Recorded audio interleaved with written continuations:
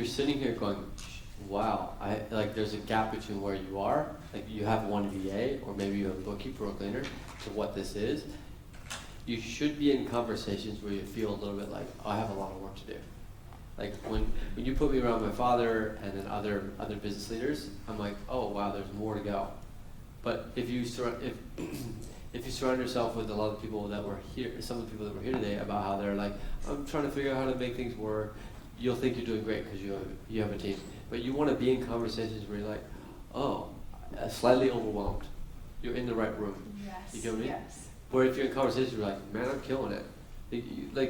You put me and Kate, and then you add Grant, and you add Frank Kern, and then you add Gary Vee, and then my dad, and then maybe a couple of other executives of companies, and then Michael Lane, Scott Alford. You put us in a room with them, we're sitting there feeling like, oh man, yeah, we got work to do. You guys get it?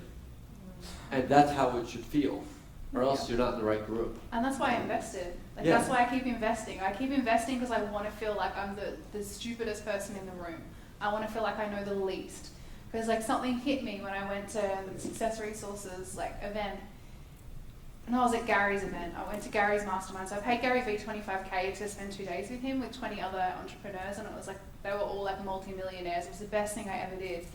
And basically in that room, I felt like such a small fish. And there was a moment where I went, wow, in the conscious entrepreneur space, I'm actually a big deal, but I fucking know nothing. Look at these guys. That kid over there is 28 and he made $10 million in 6 months with a drop shipping company. And I think I'm great because I made $1.9 million, really blindly fumbling through things. So keep investing to put yourself in rooms and around people where you feel, and that takes a sacrifice of the ego. Yeah.